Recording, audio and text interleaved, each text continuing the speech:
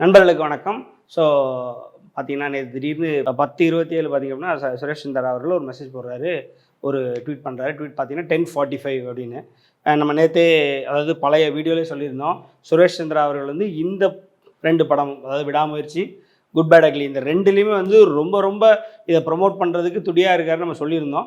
So அதே மாதிரி 10:27க்கு post 10:45க்கு update கொடுக்க போகிறோன்னு சொல்லி, சரி என்ன அப்டேட்னு பார்த்தா, நம்ம எல்லாருமே எக்ஸ்பெக்ட் பண்ண விடாமுயற்சியினுடைய ஷூட் வந்து க்ளோஸ் ஆயிடுச்சு, அதாவது கம்ப்ளீட் ஆயிடுச்சு. முதல்லே நிறைய பேர் சொல்லியிருந்தாங்க.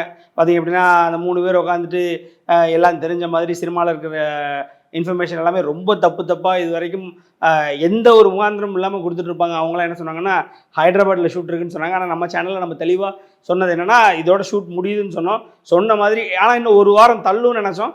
பார்த்திங்க அப்படின்னா இப்போவே ஷூட் முடிஞ்சிருச்சு. ஸோ ஷூட் முடிஞ்சிருச்சு, இனி போஸ்ட் ப்ரொடக்ஷன் மட்டும்தான் இருக்குது.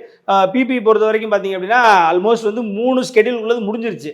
இப்போ வந்து லாஸ்ட்டு ஸ்கெடியூல்குள்ளதும் அதுக்கப்புறம் பார்த்திங்க அப்படின்னா எடிட்டிங்கும் டப்பிங்கும் மட்டும்தான் இருக்குது. ஸோ எடிட்டிங்குமே 3 ஸ்கெடியூலுக்கு முடிஞ்சிருச்சு. லாஸ்ட் ஸ்கெடியூலுக்குள்ள எடிட்டிங்கும், அதை எடிட் பண்ணுறதும், அப்புறம் ஒரு ஃபைனல் கட்டு எடிட் பண்ணுறதும், ஃபஸ்ட் காப்பி எடுக்கிறதும், அதுக்கப்புறம் பார்த்தா டப்பிங் வேலை மட்டும்தான் இருக்குது. ஸோ இதுக்கு பார்த்திங்க அப்படின்னா ஆகஸ்ட், செப்டம்பர் ரொம்ப அதாவது இது போதும், இதுக்கு மேலே தேவையே இல்லை அப்படின்ற அளவுக்கு இருக்குது. ஸோ சரி, ஆகஸ்ட் செப்டம்பர் போதும்.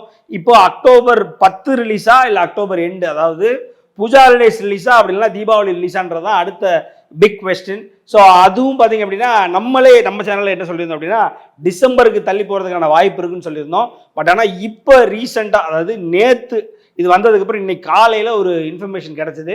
நம்ம தேடி போயிருந்தோம். ஸோ அது வந்து நமக்கு கிடைச்ச இன்ஃபர்மேஷன் என்னன்னா, குட் பேட் அக்லி வந்து உங்களுக்கு அது கிளியராக ரிலீஸ் டேட் அனௌன்ஸ் பண்ணிட்டாங்க. என்ன சொல்லிட்டாங்க அப்படின்னா, பொங்கலுக்கு தான் ரிலீஸ்னு சொல்லிட்டாங்க. ஸோ பொங்கலுக்கு குட் பேட் அக்லி வச்சுட்டு டிசம்பரில் வந்து அஜித் படம், அதாவது அடுத்தடுத்த மாதம், இன்னும் சொல்லப்போனால் 15-20 நாளைக்குள்ள 2 அஜித் படம் ரிலீஸ் ஆகிறது வந்து பெருசாக வந்து, அதாவது அஜித் அவர்களே விரும்பலை. இன்னும் சொல்லப்போனால் 2 ப்ரொடக்ஷன் டீமே வந்து இது வந்து ரொம்ப கொஞ்சம் கிளிஷேவாக இருக்கிற மாதிரி ஃபீல் பண்ணுறாங்க. அடுத்தடுத்த மாதம் இப்போ பார்த்திங்க அப்படின்னா 2018 காலா அண்டு உங்களுக்கே தெரிஞ்சிருக்கும் 2.0 கேப் இருந்தது. அட்லீஸ்ட் வந்து 1 மாதம் கேப்புக்குள்ளே வரல, கொஞ்சம் கேப் இருந்தது. இருந்தாலுமே அது 2 வேறு ஜான்ரு, கம்ப்ளீட்லி வேறு ஜான்ரு. 2.0ன்றது எந்திரனுடைய செகண்ட் ஹாஃப், அது வந்து ஃபுல் அண்ட் ஃபுல்லாக சைஃபை. இது அப்படி இல்லை, இது வந்து தலித்துகளுக்காக தலைவர் ரஜினிகாந்த் அவர்கள் போராடின ஒரு படம். ஸோ 2 வேறு ஜான்ரு இருக்கும்போதே பார்த்திங்க அப்படின்னா அடுத்தடுத்து சூப்பர் ஸ்டார் படம் வருது அப்படின்றதுல ஒரு இக்கு வச்சாங்க எல்லாருமே. ஸோ அதே மாதிரி இந்த படத்துக்கு வந்து டிசம்பர் மாதம் முதல் வாரம் அப்படின்னு சொல்லி முதல்ல பேசப்பட்டுச்சு. அதை தான் நம்ம சொல்லியிருந்தோம். ஆனால் இப்போ வந்து படக்குழு கொஞ்சம் யோசிக்கிறாங்க. 2மே ஒரு மாதம், அது 20-25 நாள் கேப்பில் எதுக்கு விடணும் அப்படின்ற மாதிரி யோசிக்கிறாங்க. ஸோ அதனால் அக்டோபர் தான் லாக் பண்ணுறாங்க. அக்டோபர் 10ன்றதுல எந்த மாற்று கருத்தும் இல்லைன்னு சொல்லி இன்னைக்கு காலையில் ஒரு கன்ஃபர்மேஷன் வந்துருச்சு. இடையில நிறைய மீம் இருந்தது. பார்த்திங்க அப்படின்னா அந்த டைமிங்கு, அவங்க இது வரைக்கும் கொடுக்குற அப்டேட் எல்லாத்தையுமே ஆட் பண்ணி எல்லாமே 10 தான் காட்டுது. ஸோ எல்லாமே அக்டோபர் தான் காட்டுது. அக்டோபரும் ஏற்கனவே 10வது மாதம். ஸோ அக்டோபர் 10 தான் படம் ரிலீஸ் ஆகுது அப்படின்னு சொல்லி அஜித் ஃபேன்ஸ் நிறைய சொல்லியிருந்தாங்க.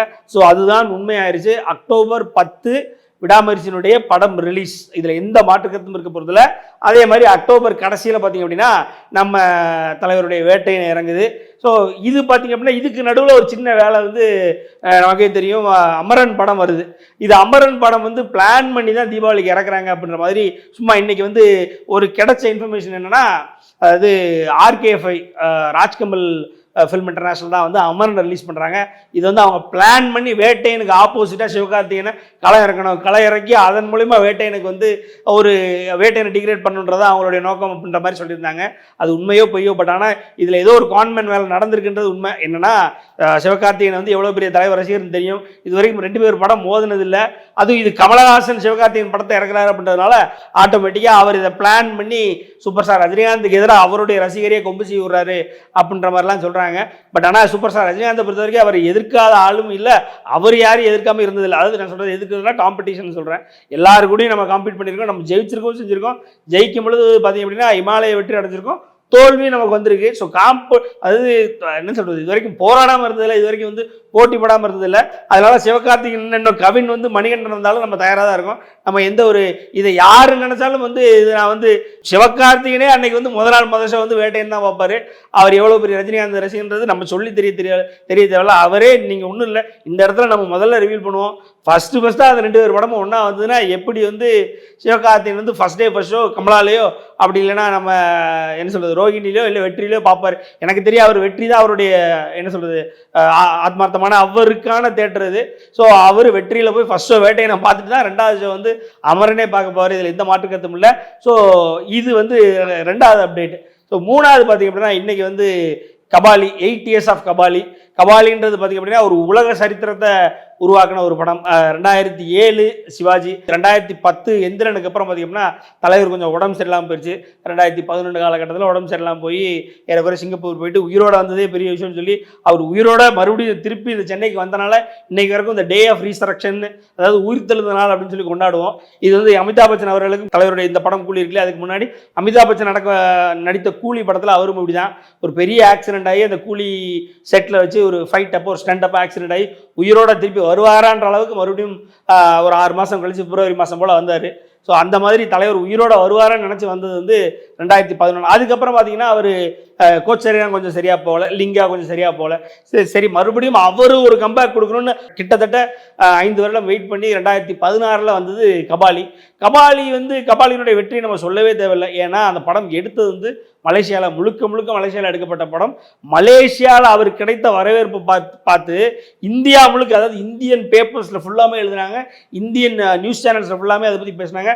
ஒரு இந்திய நடிகருக்கு மலேசியாவில் இவ்வளவு பெரிய வரவேற்பு கிடைச்சதா அப்படின்னா அது வந்து கபாலியில் தான். 2வது பார்த்தீங்கன்னா இது வரைக்கும் 2016 இன்றைக்கி பார்த்தீங்கன்னா நமக்கு ஏறக்குறைய 2025 நோக்கி போயிட்டு இருக்கோம். ஏறக்குறைய 9 வருஷம் ஆகும்போது இந்த 9 வருஷத்துலையும் கபாலி மலேசியாவில் கலெக்ட் பண்ணதை இன்னும் யாரும் நெருங்க கூட முடியல. அதாவது அந்த படத்தினுடைய கலெக்ஷனில் 60% நெருங்கலை, அந்த 60% நெருங்கினது ஜெயிலர் தான். ஸோ அப்படியான ஒரு வரலாற்று சிறப்புமிக்க படம் வந்து கபாலி. 2வது அந்த படம் அங்கே ஷூட்டிங் அப்போ அந்த நாட்டினுடைய பிரதமர், அந்த நாட்டினுடைய ஏறக்குறைய அனைத்து அமைச்சர்களும் எம்எல்ஏவும் தலைவர் போய் சந்திச்சாங்க. வீதிகளில் தலைவரை ஃபுல்லாகவே வரவேற்றதும் அவரை ஆரவாரம்பிச்சதும், அதே நேரத்தில் அவர் தங்கியிருக்கிற ஒவ்வொரு ஹோட்டலையும் போய் கீழே நைட்டு ஃபுல்லாக காலையில் அவர் எந்திரிச்சு வர்றதை பார்க்குறதுக்காக நைட்டு ஃபுல்லாலாம் உட்காந்துருந்தாங்க. கபாலி அவ்வளோ பெரிய உலக சரித்திரத்தை பண்ணிச்சு. 2வது பார்த்திங்க அப்படின்னா கபாலியினுடைய ரிலீஸ் அப்போ தான் வந்து இந்த கார்பரேட் புக்கிங்கிற ஒரு கல்ச்சரை கொண்டு வந்தாங்க. அதுக்கு முன்னாடி வரைக்கும் கார்பரேட்ஸ் போய் படம் பார்ப்பாங்க. ஆனால் ஒரு கம்பெனியே வந்து ஃபுல்லாக புக் பண்ணி ஒரு தியேட்டரை புக் பண்ணி ஷோஸை புக் பண்ணி இந்த மாதிரிலாம் லாக் பண்ணாங்க. அதே மாதிரி கபாலி இன்னொரு மிகப்பெரிய சிறப்பான ஒரு விஷயம் என்னன்னா, கபாலியை சுற்றி நடந்தது பெரிய பெரிய கம்பெனிஸ்க்கு லீவ் விட்டாங்க. இன்னைக்கு வந்து கபாலி ரிலீஸ் ஆகிறதுனால எங்கள் கம்பெனி லீவ் விடணும்னு ஏறக்குறைய 10க்கும் மேற்பட்ட கம்பெனி லீவ் விட்டாங்க ரிலீஸ் டேட் அன்னைக்கு. ஸோ இதெல்லாம் கபாலி சுற்றி நடந்தது. அது போக கபாலி தான் முதல்ல ப்ரொடியூசராக கன்ஃபார்ம் பண்ண 500 கோடியை தாண்டின முதல் தமிழ் படம். கபாலிக்கு அப்புறம் தான் அவங்க 2.0 வருதுன்றதுனால கபாலிக்கு முன்னாடி எந்த படமும் பண்ணல. ப்ரொடியூசர் கன்ஃபார்ம் பண்ணார் 500 கோடிக்கு மேலே தாண்டிச்சு அப்படின்னு சொல்லி எல்லா ஏரியாவும் அவுட் ரைட்டில் வித்த முதல் படம் வந்து கபாலி தான் அந்த காலகட்டத்தில். ஸோ இப்படியா இருந்தது. சரி, தியேட்டர்கள் ரிலீஸ் தலைவரை பற்றி நம்ம சொல்ல அவசியமே இல்லை. தியேட்டர்கள் அவருடைய சாதனை அவர் பண்ணிகிட்டே தான் இருப்பார். இந்த கபாலியை விட்டு டிஜிட்டல்லையும் சாதனை பண்ணார். இது வந்து கபாலியினுடைய டீசர் ரிலீஸ் ஆகுது வந்து ஜியோவுக்கு முன்னாடி. ஸோ ஜியோவுக்கு முன்னாடி ஒரு நாள்லேயே, அதாவது 24 hours அப்போலாம் அப்டேட் ஆகிறதுக்கு நேரம் ஆகும். இப்போலாம் அப்டேட் வந்து 10 நிமிஷம் 15 நிமிஷத்தில் ஆயிரும் வியூஸ். அப்போ வந்து அப்டேட் ஆகிறதுக்கு ஒரு நாள் ஆகும். முதல்ல ஒரு டீசர் வரும்போது யூடியூப் கிராஷ் ஆனது, லிங்கா கிராஷ் ஆச்சு. ஆனால் கிட்டத்தட்ட 1 மணி நேரம் கிராஷ் ஆகி அந்த டீசர் வந்து யாருமே பார்க்க முடியாமல் போனது கபாலிக்கு தான். அதுக்கப்புறம் 24 hours 10 மில்லியன் வியூஸை தாண்டின முதல் டீசர் கபாலி தான். இப்படி டிஜிட்டல் ஏராலையும் வந்து இன்னைக்கு உள்ள இந்த வியூஸ் லைக்ஸ்ன்னு இவங்க சொல்கிறது எல்லாத்தையுமே அன்னைக்கே பண்ண அந்த சம்பவம் பண்ணது கபாலி தான். கபாலியை பற்றி நான் சொல்லிக்கிட்டே போகலாம். கபாலிக்கு அப்புறம் கபாலிக்கு முன் கபாலிக்கு பின்னுன்னு பிரிக்கிற அளவுக்கு தமிழ் சினிமா வந்து இப்போவும் அதுதான் உண்மை. கபாலிக்கு அப்புறம் பார்த்தீங்கன்னா 2.0 வந்து இண்டஸ்ட்ரி ஹிட் ஆயிடுச்சு. ஸோ அதுவுமே அவர் தான் பண்ணாருன்றனால விட்டுறலாம். ஆனால் கபாலி வச்ச அந்த சாதனையை இந்தியன் 2 வரைக்கும் நான் ரஜினி ரெக்கார்ட்ஸ் வச்ச எந்த நடிகருமே கபாலியினுடைய ரெக்கார்டை இன்னும் முறியடிக்கல அப்படின்றதான் உண்மை. ஏறக்குறைய 6 வருடங்கள் யூஎஸ்ல கபாலியுடைய ரெக்கார்டை யாருமே அடிக்க முடியல. ஸோ இப்படி அந்த படத்தினுடைய ரெக்கார்ட்ஸை சொல்லிட்டே போகலாம். இன்னைக்கு 8 years ஆஃப் கபாலியில் இருக்கிறோம். கபாலி மாதிரி இன்னொரு படத்தை தலைவர் கொடுப்பாரு அப்படின்னு எல்லாரும் எதிர்பார்த்துக்கிட்டே இருந்த இடத்துல தான் இப்போ கூலி வருது.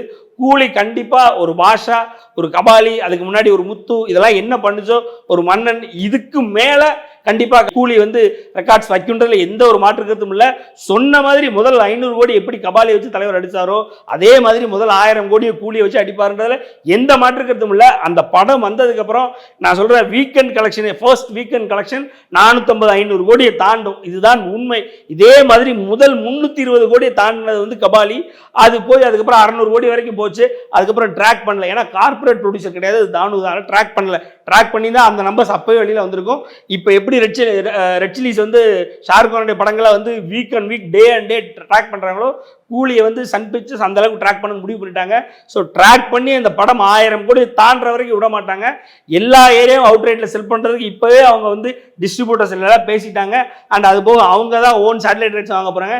டிஜிட்டல் ரைட்ஸ் நெட்ஃப்ளிக்ஸில் ஏறக்குறைய 150 கோடிக்கு மேலே பேசிட்டு இருக்காங்க. நெட்ஃப்ளிக்ஸ் இல்லைனா கூட ஆகாவும், அதாவது இது வந்து இன்னைக்கு கிடைச்ச அப்டேட்டு, ஆகா ஒரு இது இருக்கு இல்லைங்களா, ஆகா வந்து கிட்டத்தட்ட அந்த படத்தை 130 கோடிக்கு பிச் பண்ணியிருக்காங்க போல இருக்கு. ஆனால் இவங்க 150 கோடிக்கு மேலே பிச் பண்ணுறாங்க. 150 கோடிக்கு மேலே ஆச்சுன்னா ஏறக்குறைய தமிழ் சினிமாவின் முதல் டிஜிட்டல் ரைட்ஸ் அவ்வளோ சோல்வ் பண்ணது வந்து கூலிக்கு தான் இருக்கும். ஸோ ஒரு கபாலி அப்போ என்ன ஒரு யூஃபோரியா, ஒரு ஹைப்பை கிரியேட் பண்ணிச்சோ, எப்படி ஒரு ஃப்ரெண்ட்ஸியான ஒரு சுச்சுவேஷன் உருவாக்குச்சோ, கூலி அதை விட 2 மடங்கு உருவாக்கும்னு நினைக்கிறேன், நம்புகிறேன். நன்றி, வணக்கம்.